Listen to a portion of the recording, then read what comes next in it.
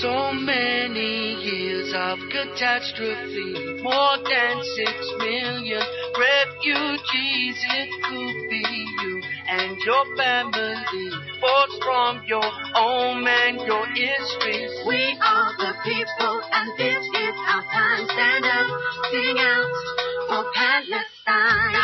Welcome to Palestine Today. I'm your host, Kathleen Wells, and welcome to Palestine Today. We have another fantastic show prepared for you today, as always. My co-host is British journalist and campaign filmmaker Harry Fear, and Palestine Today, what does she do? What does this show do? She brings you the unfiltered truth where you will get nowhere else. Nowhere else do you get the unfiltered truth except here at KCAA, 1050 AM, Palestine Today. In our first segment, we will speak with Jeff Blankford, who is a frequent guest on my Wednesday show.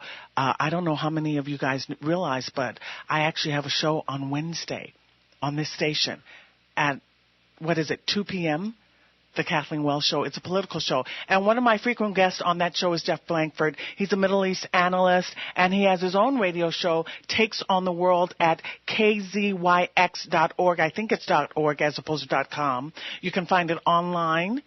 His show Takes on the World. He's a Middle East analyst. He's in our first segment. That show comes out of Mendocino County. In our second segment, we will be joined by Palestinian curator Rawan Sharif, who is in the West Bank. And he's going to talk to us about his latest art exhibition, which is in Venice, Italy, and it's called Occupied Palestine. Rawan is in the West Bank. He will be in our second segment. But before we bring on our guest, I'd like to say hello to Harry. Hi, Harry. How are you? Hi, Kathleen. Well, by the way, everyone should definitely listen to Kathleen's show on a Wednesday. She's prolific on American Airways and is doing an amazing job. Kathleen, I'm good, thank you so much.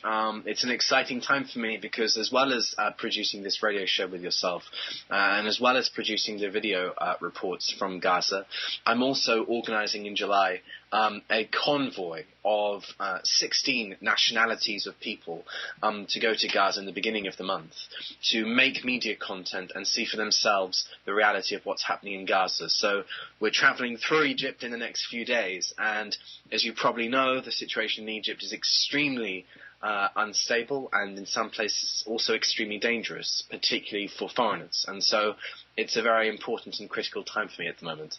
So give us a little detail about this Gaza. What is it? Convoy to Gaza? Give us some details. Well, actually, this convoy is a media convoy or a reporter's convoy. It's not taking aid or medicines to Gaza. It's taking solidarity and media skills. And so it's called the Welcome to Gaza convoy, and people can find it on Facebook or Google it or go to the website welcometogaza.com, and we're taking just under 30 people selected from over 120 applicants to Gaza for a two-week program. Normally convoys or delegations are around 1 week, so we've managed to get 2 weeks. And we've been invited by various organizations, institutions in Gaza to support this trip. And on board the convoy are filmmakers, bloggers, and also even mental health professionals. And the number one purpose of them going is actually to produce media content about what's going on in Gaza. And also, as another matter of fact, many Palestinians are going to Gaza for the first time, or even going to Palestine for the first time, Palestinian refugees who have never been to their homeland before. So it's got many facets to it. And taking responsibility for people's security is no easy matter. So this last week has been a very busy and hectic one for me. Well, I'm excited to hear about it, and you say that the main purpose of this convoy is to bring media attention to Palestine. And our first guest, Jeffrey Blankford, is someone who has devoted many decades to this issue, and in fact, he can talk to us about the media or lack thereof media attention in the West, in the U.S., with this issue of Palestine. So why don't we bring Jeff on? What do you say? Let's do it. Let's welcome him on. Okay. Hi, Jeff. As I mentioned, Hello, Jeff. Kathleen. Hello, Harry. And it sounds like a very exciting project. I hope the situation in Egypt doesn't explode to the point where it's going to make a problem, because the Egyptians, of course, have broken relations with Syria, but they haven't broken relations with Israel. Indeed. I hope that everyone is safe. Everyone's prayers are appreciated at this time. Well, Jeff, what I wanted to ask you, first let me just say that Jeff has been involved for decades. Jeff Blankert has been involved for decades with the Palestinian-Israel issue. He's a Middle East analyst. He's a frequent guest on my show. His show is Takes on the World, which can be found out of Mendocino County. It's KZYX. So, Jeff, my first question to you, this convoy that Harry is leading is dealing with the media specifically. Talk to us about how the media has neglected, or has rather, what is the word? Not neglected, has distorted and fictionalized what has been happening in occupied Palestine since 1948. Actually, there were times, there were brief intervals over this period where there was some accurate reporting, but those doors have been more or less closed, and what we get from the mainstream media and mainstream television is the Israeli side, and that's not an accident, because going back to 1948, the American Zionist Council, which was the first Israel lobby, it then morphed into what's known AIPAC today. They had a plan, even when most American Jews weren't that interested in Israel. This Zionist core, they had a plan to penetrate every critical sector of American society, not the least of which was the media, and to make sure that it was Israel's story that got told and not the Palestinian story. And they've been successful, I believe, beyond their wildest dreams, where they have either controlled or they intimidate journalists who know that if they take a position critical of Israel, they're liable to lose their jobs, as has happened over the years. And so a number of people in the media I've talked to won't even touch the subject simply because of the backlash they're afraid to get. And then we have, of course, in Washington, a number of think tanks, so-called think tanks, who help to formulate the propaganda. They testify before Congress about the Israel-Palestine issue, all the aspects of it. You have one of the most important ones, the Washington Institute for Near East Policy, which was founded by AIPAC in 1985 to do just this, going beyond simply lobbying members of Congress. Their officials testify before Congress and their committees, and they're the talking heads who appear on Sunday talk shows. They get quoted in the New York Times on every issue, whether it's Palestine, Syria, or Iran, and they say from the Washington Institute for Near East Policy, they never mention its connection to AIPAC. You have Dennis Ross, who has served in every administration since George Bush Sr., who bounces back from one pro-Israel job to another, or back from the pro-Israel job into some administration, and then back to a pro-Israel job, and now he has an office back in the Washington Institute, where supposedly he has a red phone that goes directly to Barack Obama. And you have Dennis Ross taking essentially the positions of Benjamin Netanyahu, whether it's Syria or Iran. Well, actually, they go further on Syria. The lobby and these think tanks, this network of think tanks, have been pushing for U.S. intervention in Syria from the very beginning of that crisis, and have been pushing for the U.S. to confront Iran to produce regime change in Iran. So you have the Washington Institute, you have the Saban Center, the Brookings Institution, which Haim Saban paid Brookings $12.3 million in 2002 to take over that formerly independent institution. You have the American Educational Institute, Enterprise Institute, which is not AEI, which is another pro-Israel think tank. And you have, people may remember the Project for New American Century, which existed for 7 years in Washington, composed of all the neocons you can think of, yet it was a Scottish newspaper that exposed it. Somehow the people who were supposed to be doing the job for the alternative media here hadn't done it. Well, they disappeared when they were exposed after 2006. They had called for a war on Iraq as part of a new American century, with Israel playing a major role in the Middle East. And they've been replaced by something called the Foreign Policy Initiative and the Foundation for Defense of Democracy. And if you look at the names associated with them, you see the very same people who are associated with the Project for New American Century, and they are major players in the national media and in Washington. And the American public is unaware of these people.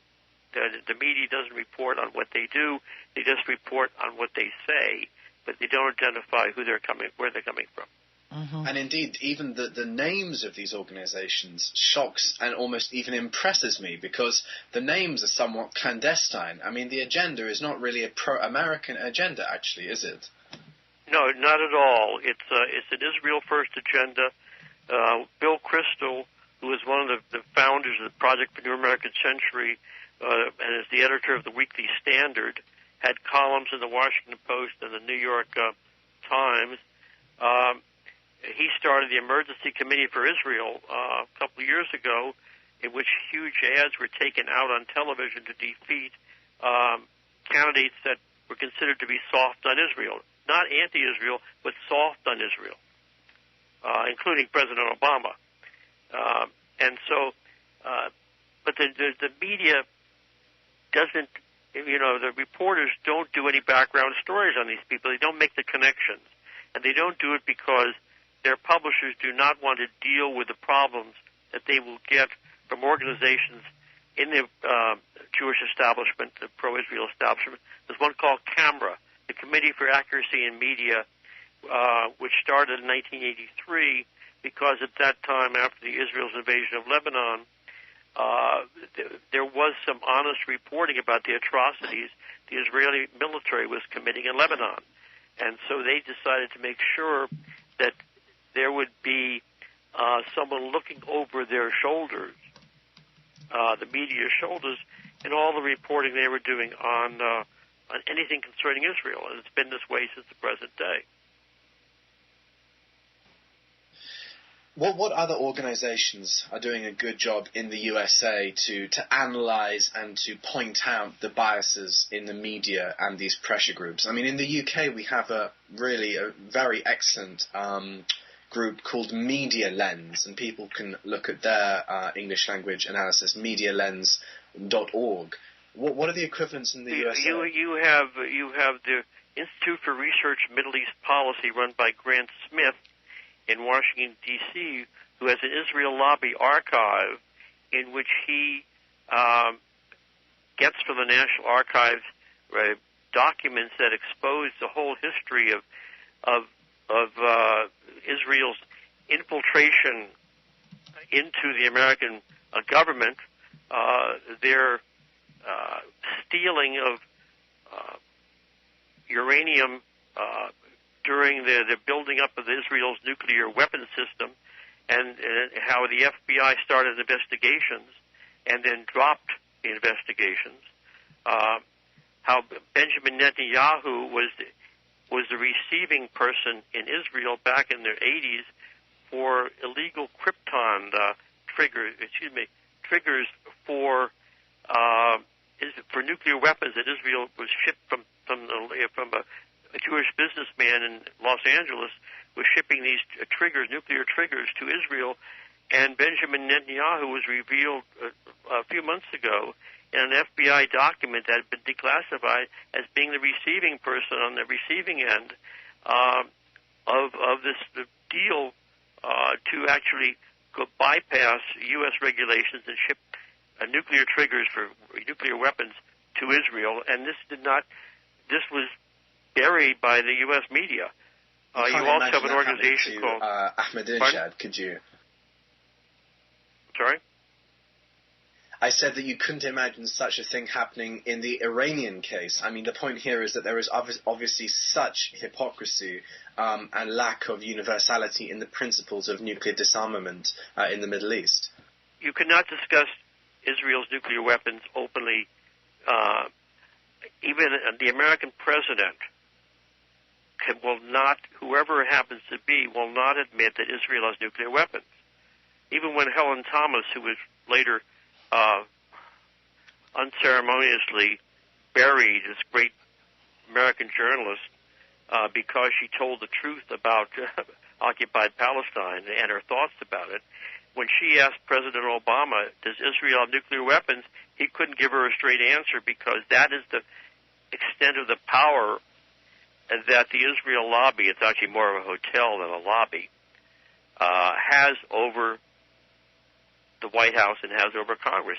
You do not discuss Israel's nuclear weapons. And so the whole world knows Israel has several hundred nuclear weapons. They've threatened to use them before, and there are some people who believe that Israel is nuclear blackmailing not only the United States but also the other Western countries, that they believe that if Israel's pushed too far, they will use them. And that's the Samson option, isn't it? The Samson option was what they talked about it. And that's not just from government officials. I have talked and know of Israelis who say the same thing. Their distaste and contempt for the rest of the world is well known. And if you go to Israel, you will see it. You will hear it. It's like a certain kind of ghetto mentality on steroids.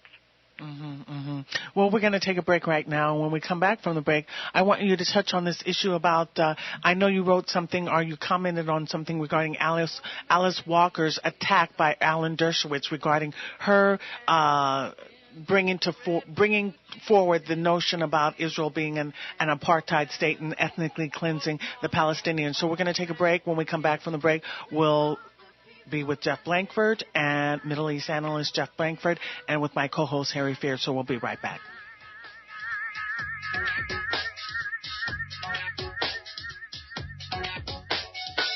No matter your faith or community. Playgrounds for Palestine is a non-for-profit 501c3 organization dedicated to upholding the Palestinian child's rights to play. This is a right enshrined in the United Nations Convention on the Rights of the Child. We operate through a volunteer board and staff, the generosity of our supporters, and a lot of heart. To date, Playgrounds for Palestine has constructed 15 playgrounds in Palestine, as well as refugee camps in Lebanon and Syria. To contribute to this most worldly cause, please go to our website at www.playgroundsforpalestine.org or send a check to Playgrounds for Palestine, P.O. Box 559, Yardley, Pennsylvania 19067 at www.playgroundsforpalestine.org.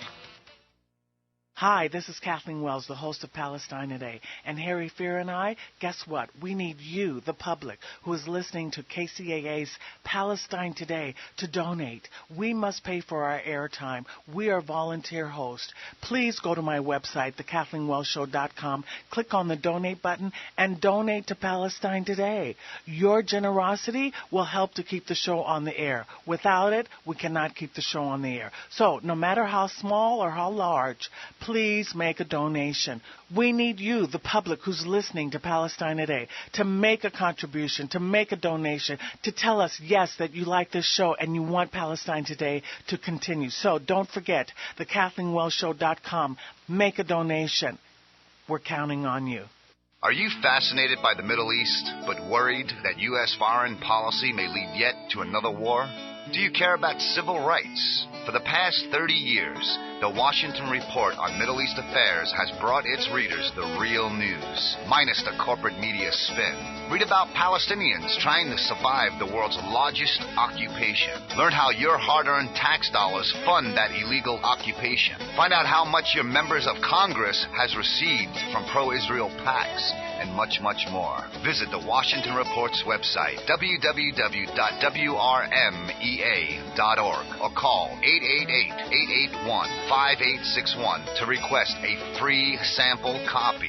Better yet, subscribe. It's only $29 for 9 issues. Mention Palestine today and get a bonus gift.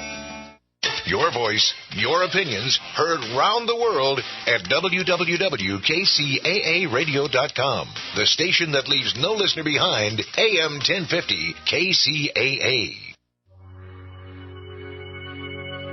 So many years of catastrophe, more than 6 million refugees. It could be you and your family, folks from your home and your histories. We are the people, and this is our time. Stand up, sing out for Palestine. Welcome back. This is Palestine Today. I'm Kathleen Wells, your host, and my co-host is Harry Fair, who's doing his Gaza to Convoy. What is it, Harry? It's a convoy to Gaza, right? It's a welcome to Gaza convoy. Oh, well, I'm sorry. It's a welcome to Gaza convoy. He's in the process of leading that delegation right now. Our guest is Jeffrey Blankford, who's the Middle East analyst who's been involved in this issue for decades. And you can hear his show, Takes on the World. Did I get it right, Jeff? That's right. KZYX.org every second and fourth Wednesday at 9 o'clock from 9 to 10 on Pacific time. Perfect. So that's Takes on the World. So, Jeff, question. What's going on with Alice Walker and Alan Dershowitz? I read a little bit about it. Inform the listeners. It's not just Alan Dershowitz.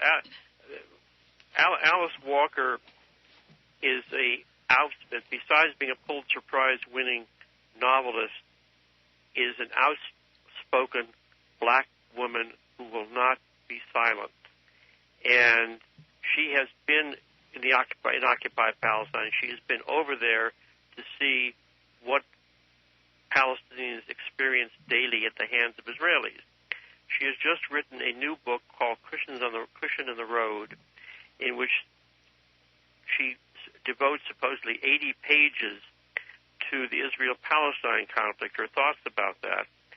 And these thoughts have so enraged the pro-Israel establishment, people like Dershowitz and Abe Foxman of the Anti-Defamation League, that they have launched an attack on her. And there is a Jewish newspaper or magazine journal, online journal, but also in a paper in New York called Allgemeine, which is a German word, because the people who founded the paper were originally Jews from Germany, I suppose. And they had an article last week in which they not only they tore apart Alice Walker, but was more important is that what they allowed in their comments, online comments, in which most of the people give their real names. They're traceable on internet. But one commentator, a fellow named Eric, initial R, said she should be dealt with by the Mossad. Now, this is a call for Alice Walker to be killed. And you would think that a responsible journal, which this obviously isn't, would not allow such a comment to be posted, because it is a moderated comment, and they have not posted a number of mine in which I commented about that. They did not post that comment. In any case, well, there were threats. There were threats to President Obama. I mean, I've read. But if there was a threat to President Obama, then the Secret Service would investigate it. I was reading the other day that I think it was in the USA, a young gentleman, I think, if I remember correctly, he was 18 years old, has been incarcerated and faces up to 8 years in jail for a sarcastic post on Facebook in which he said something like, I'm in a bad mood, so now, sure, I'm going to go to the local school and kill all of the children. And he was arrested, and it looks like he's being prosecuted for basically terrorizing messages on Facebook. This is it. So these messages are monitored. I mean, we have this big brother. We didn't need to hear from Edward Snowden to know that that we are being watched. And incidentally, the technology happens to be Israeli. This is revealed several years ago that the two Israeli companies, Naris and Verint, were the ones who provided the technology and were actually doing this monitoring of the internet and the telephone calls. So there's an Israeli connection that the newspapers haven't mentioned, although it was mentioned several years ago. But getting back to this, the Jewish establishment has had an obsession with keeping black people in their place. And that's an expression one commenter uses about Alice Walker not knowing her place. For example, when black ministers some years back took a trip to Lebanon, it was during the Lebanon War, and they were pro-Israel. They weren't anti-Israel, but they made some comments criticizing Israel's behavior when they came back, and they were told that they didn't know their place. There is a patronizing racist relationship between the Jewish establishment and the black political class, to the point where the Congressional Black Caucus, which used to have a number of, at least several people in it, who had the temerity to criticize Israel and their relationship with South Africa, were forced out, like Cynthia McKinney, defeated by money coming from all over the country. To the day, you might say, with one or two exceptions, it might be called a House Negro Caucus. If Malcolm X was around, they would hear that. It's really unfortunate, but if you were a black politician and you had the temerity to criticize Israel and defend the Palestinians, or just criticize Israel, you were going to be targeted. Or indeed, if you're not black, certainly in the UK.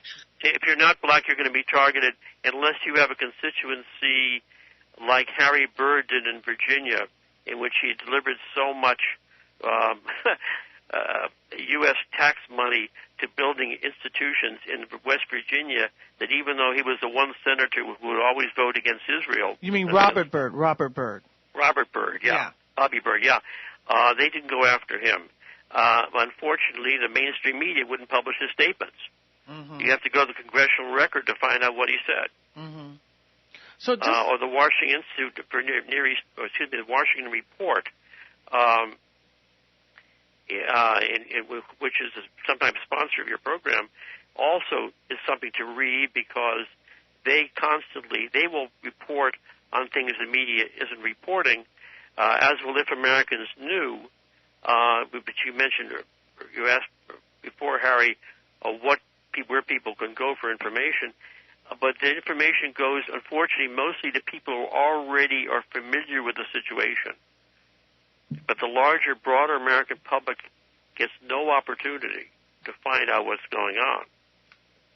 And so it's like preaching to the choir, unfortunately. But it gets information to the choir, but the tragedy is that even programs like Democracy Now!, which is an alternative media, you won't hear any of these people, Grant Smith or Allison Weir or anyone from Washington Report or the Council for the National Interest, you won't hear them interviewed on Democracy Now!, simply because it's too touchy a subject. Mm-hmm.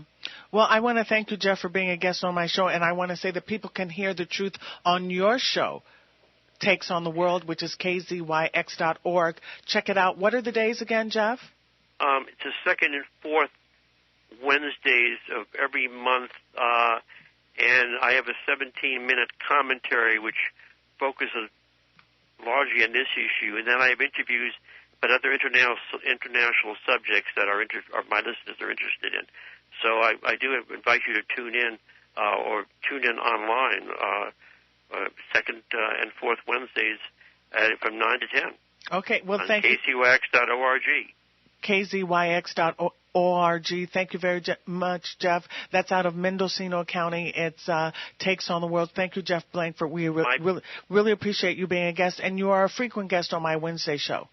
Right, and I also want to just say one more. Palestine Today is the only program like this in the United States, coast to coast, and I encourage the listeners to support it, to keep it on the air. Thank you very much. Thank you very much. Thank you so much. Thank you, Kathleen. Take care. Take Bye-bye. care. So now we're going to be joined by Rawan Sharif, who is in the West Bank, and he's a creator, and his current art exhibition is called Occupied Palestine. Rawan, oh my gosh, why am I tongue-tied? Is he with us now, Joe? Joe is I see him shaking his head as if Rawan is not with us now.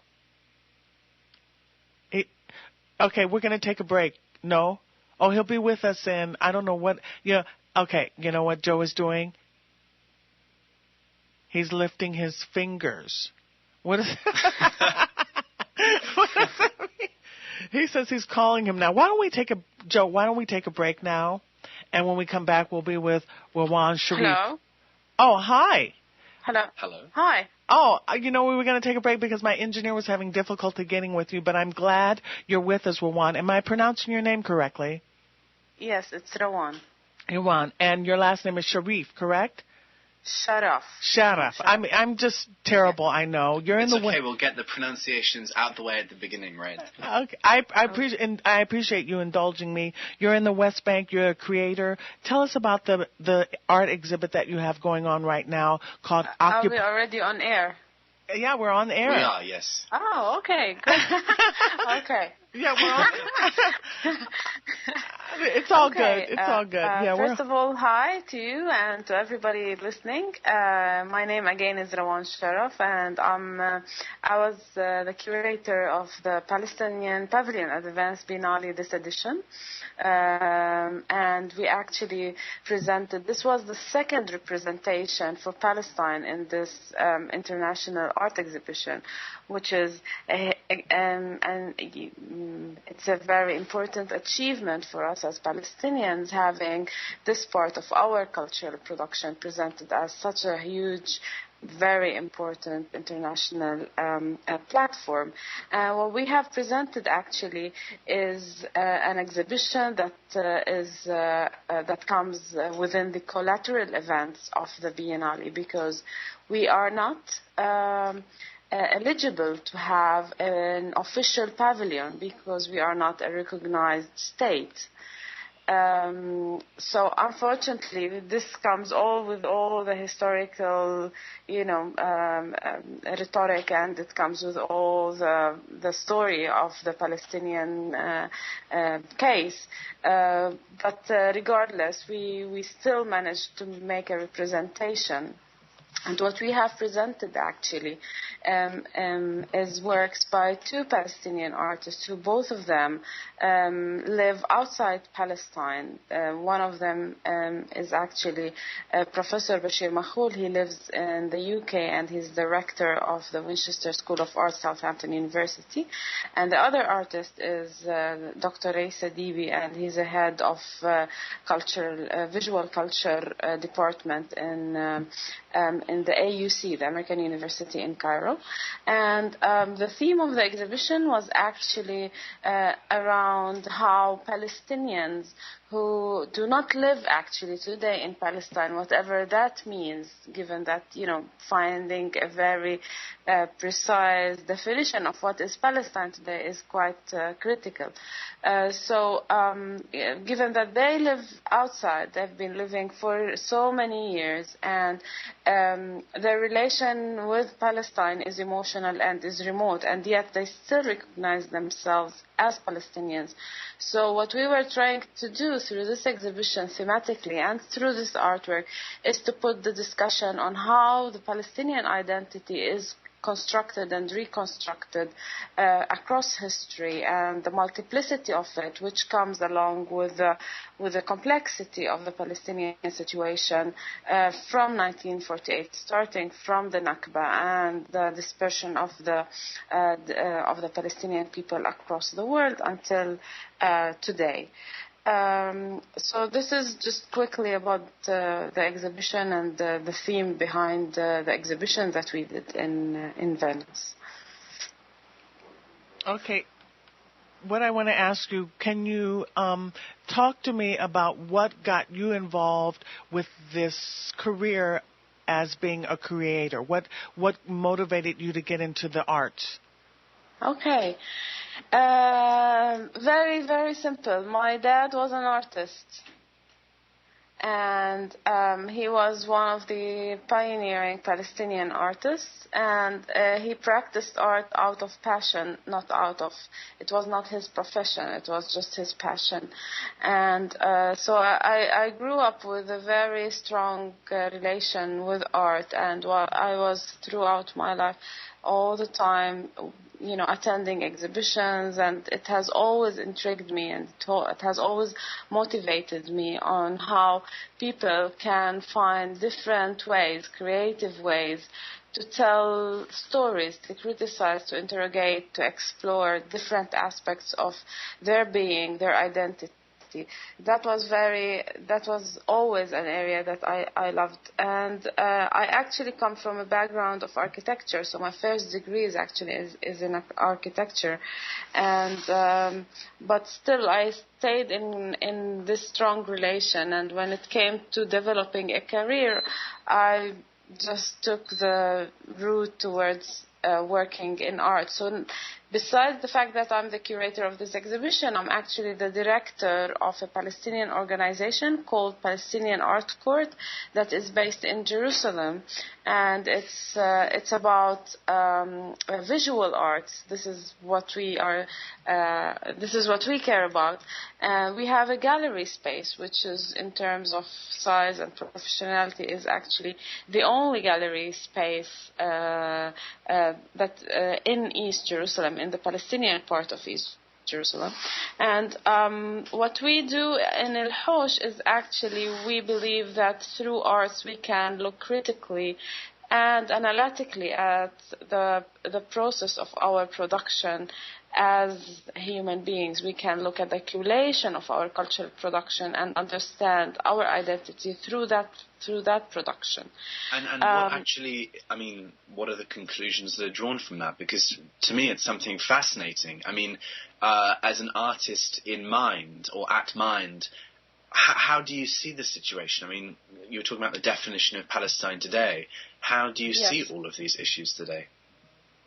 Well, the thing is that we cannot really come with one definition, and I think this has to do with a lot of, the Palestinian situation is such a very special situation, but if we look at the world also,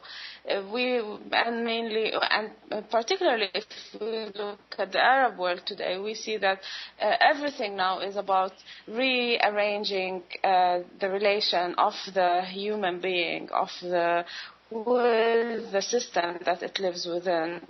And that is very important, because we cannot really come and say Palestinian or Palestine is 1, 2, 3. That does not really work. Palestinians today, some of the people who define themselves as Palestinians have never been to Palestine, which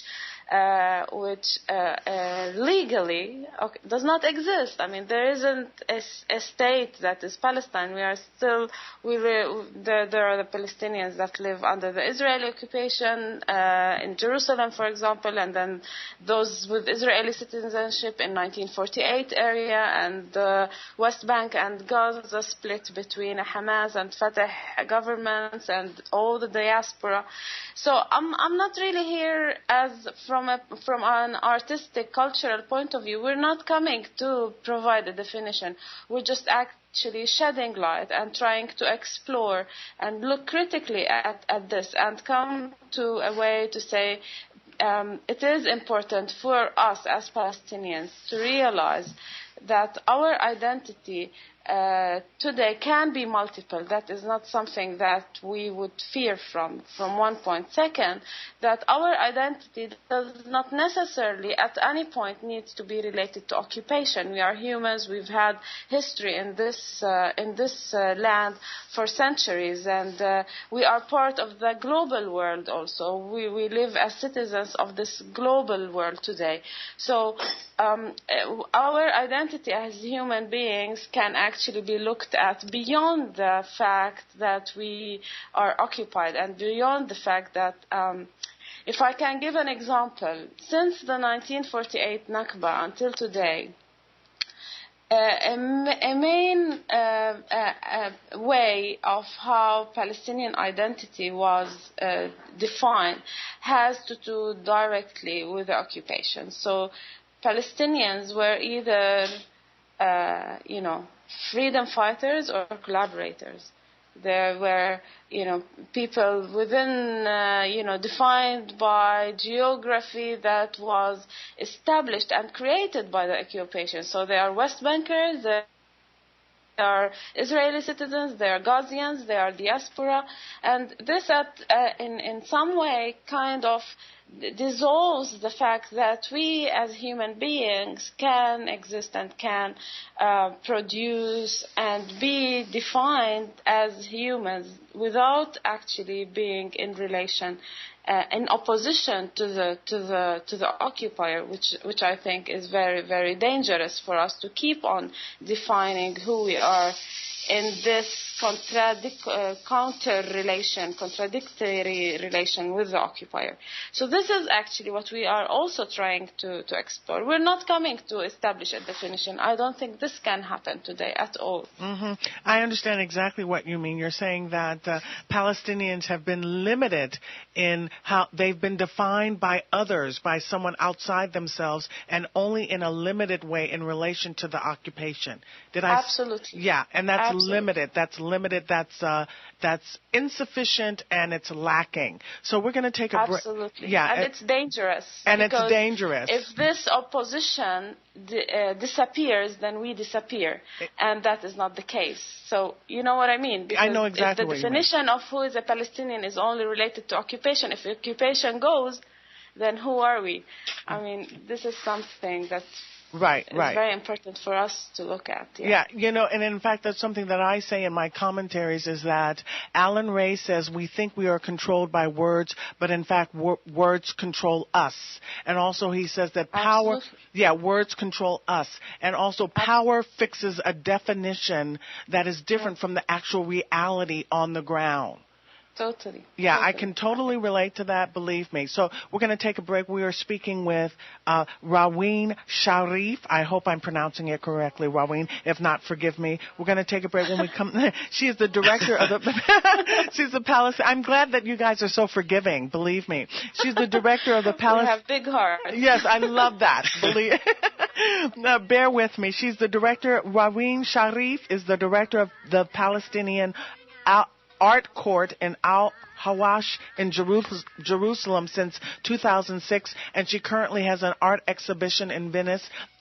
It's called Occupied Palestine. This is who we're speaking with, and we'll be right back. It's a crime against humanity. Dogs are turned into a prison camp. Apartheid won't divide. Playgrounds for Palestine is a non-for-profit 501c3 organization dedicated to upholding the Palestinian child's rights to play. This is a right enshrined in the United Nations Convention on the Rights of the Child. We operate through a volunteer board and staff, the generosity of our supporters, and a lot of heart. To date, Playgrounds for Palestine has constructed 15 playgrounds in Palestine, as well as refugee camps in Lebanon and Syria. To contribute to this most worldly cause, please go to our website at www.playgroundsforpalestine.org or send a check to Playgrounds for Palestine, P.O. Box 559, Yardley, Pennsylvania 19067 at www.playgroundsforpalestine.org.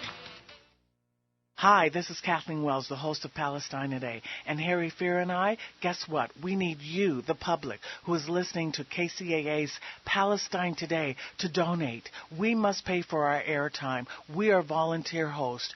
Please go to my website, thekathleenwellsshow.com, click on the donate button, and donate to Palestine Today. Your generosity will help to keep the show on the air. Without it, we cannot keep the show on the air. So, no matter how small or how large, please make a donation. We need you, the public who's listening to Palestine Today, to make a contribution, to make a donation, to tell us, yes, that you like this show and you want Palestine Today to continue. So don't forget, thekathleenwellsshow.com. Make a donation. We're counting on you. Are you fascinated by the Middle East, but worried that U.S. foreign policy may lead yet to another war? Do you care about civil rights? For the past 30 years, the Washington Report on Middle East Affairs has brought its readers the real news, minus the corporate media spin. Read about Palestinians trying to survive the world's largest occupation. Learn how your hard-earned tax dollars fund that illegal occupation. Find out how much your members of Congress has received from pro-Israel PACs, and much, much more. Visit the Washington Report's website, www.wrmea.org, or call 888-881-5861 to request a free sample copy. Better yet, subscribe. It's only $29 for 9 issues. Mention Palestine today and get a bonus gift. For the record, hell, we are the record. KCAA, the Inland Talk Express. So many years of catastrophe, more than 6 million refugees. It could be you and your family, forced from your home and your history. We are the people, and this is our time. Stand up, sing out for Palestine. Welcome back. This is Palestine Today. I'm Kathleen Wells, your host, and my co-host is Harry Fear, who is leading the convoy. What is it, Harry? I'm sorry. Convoy to Gaza, is that right? The Welcome to Gaza 2012 convoy. Thank you very, very much. And 2013, actually. Okay. Yeah, I do know what century we're living in. But so anyway, you're making me laugh. Okay, and we're very delighted to have our guest, who is Rawan Sharif, who is the director of the Palestinian Art Court. And I've been saying it's Occupied Palestine is the art exhibit that is going to be that they're currently involved with, but I'm wrong. It's called Otherwise Occupied. That's the art exhibition. So, Rawan, will you talk to us about Awush? Am I saying that correct? Awush. Al-Hosh, yeah. Oh my gosh. Al-Hosh, I will start by just quickly saying what Al-Hosh is an Arabic term that means a courtyard. And the courtyard in traditional architecture is this area in the middle of the house that, the social area where people meet and greet and talk and socialize and discuss and have all the live parts. So what we were trying to reflect is that this Al-Hosh is actually this area of creating discussion on art particularly. So Al-Hosh, actually, we were established in 2006, and today we have a mission of being a platform to discuss, realize, interpret, and strengthen the Palestinian identities, and look at it through visual practices. So our work actually looks into two different, actually very interlocated aspects. That's the historical aspect of the production of the Palestinian visual art and the contemporary context. So what we do actually, we do 4 different programs. The first one of them is the exhibitions, and we do retrospective exhibitions for pioneering Palestinian artists, and we do thematic exhibitions for more younger emerging artists exploring different themes that are relevant to us as human and as people. Then we have and this program, the exhibitions program, is usually and most of the time related to a research program. Yes. So what we have been actually doing is that we've been publishing books, both monographs and thematic books on the production of Palestinian art. Today we have in our library 5 productions, which makes the largest productions in terms of number for one organization on Palestinian art. And actually research and published books on Palestinian art are very, very rare all around the world. So we were actually trying to fill in this gap and to look at this production from the point of documenting it, presenting it to the public, and looking at it from a research, academic, intellectual, and critical way. And so it is not only a historical rhetoric. It's not only a narrative, presenting a narrative, but actually analyzing it and criticizing it to understand how had it contributed to particularly constructing our different identities, and how both our identity and the art has been influenced by each other. And the 5 books that we have produced the first one was on Palestinian women artists. That was our very first publication in 2007. And it's the only book that looks at artworks produced by Palestinian women artists since the early century, since the early 1900s until today. And then we published a book on Sulaiman Mansour. He was one of the very famous pioneering artists who has contributed highly to the Palestinian art movement. And then we published another retrospect for Bashir Mahfouz, the artist featured in the Venice Biennale. And we published a catalogue on Mustafa al-Hallaj, which is another pioneering artist. And our very latest publication, which we are very, very proud and happy about, is a book on Palestinian video art. And it has been also launched in the Venice Biennale, and now we're preparing for its launch in Jerusalem, in the UK, and hopefully in Amsterdam. And we're actually also hoping and looking to find ways to have all these books distributed around the world. The only part that we're missing today is the actual distribution, finding a partner that can take over that responsibility. And I do hope that we can make it all the way to the US to have it in libraries, in museums, and so on. And then we have our community program, where we outreach to different sectors of our community through educational programs and through programs that seek to engage the community more in the act of art production, through working on projects that combine people from the community with artists to develop projects together. One of them is now a project looking at reviving a street in East Jerusalem through cultural and artwork. And the last thing is that we have an archive on Palestinian art, and these are the 4 main things that we work on. And the last thing that I would like to say, that we look and hope that through our work we will come to establish a Palestinian art museum in Jerusalem. And this is one of our hopes for the future, and we're working on it practically today. But still, it is something that will need some good amount of time and investment of people and money to get it actually crystallized. So this is Al-Hosh. This is what we have been doing. I mean, this is just very briefly. It will take a lot longer to.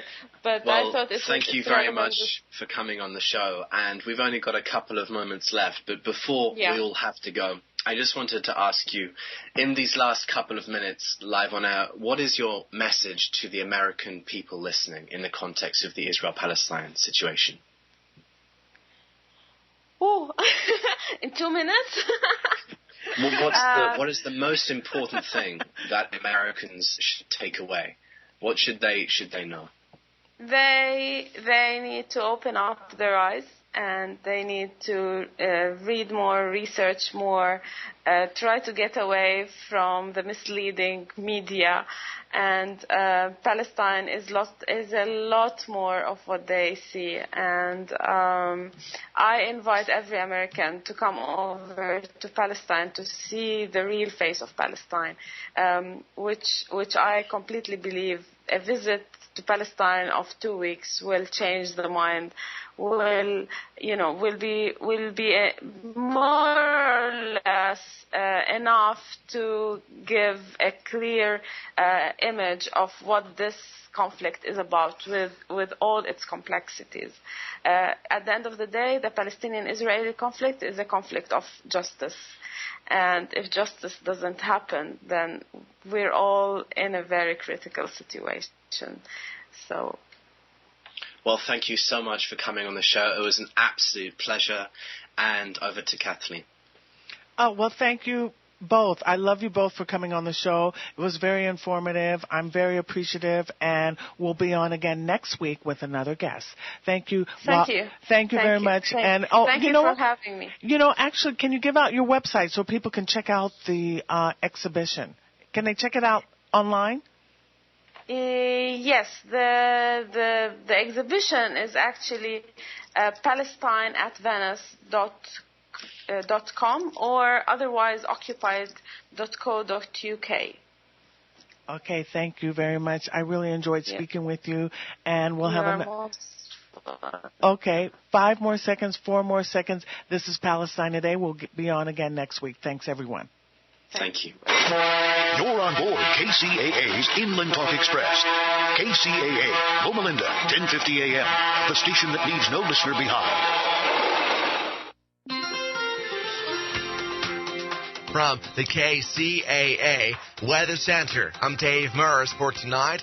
Clear skies, patchy fog by morning, bit of a gusty breeze to begin, the low 62. Sunday brings patchy fog to begin, then some sunshine for a time, the high 87.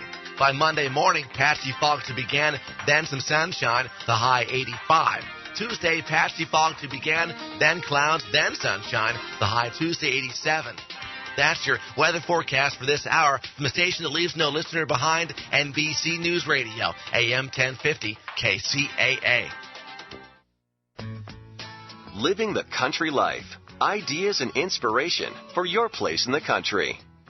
If you package your fruits and vegetables for sale or shipping, make sure you have the proper containers. All produce has specific packaging requirements to protect and preserve freshness and carry it through the distribution system. For example, leafy greens dry out quickly and may need some type of plastic film protection. Open cardboard bins are popular for melons, pumpkins, and squash. Paper bags and mesh sacks hold corn and onions. Solid plastic containers are more expensive, but a sturdy option if they can be cleaned and reused. When you're shipping produce, all containers have to meet specific requirements so the product holds up during shipping. Learn more about produce packaging at livingthecountrylife.com. Living the country life. Ideas and inspiration for your place in the country. You can find more information on today's topic, share your tips, and post photos by visiting us online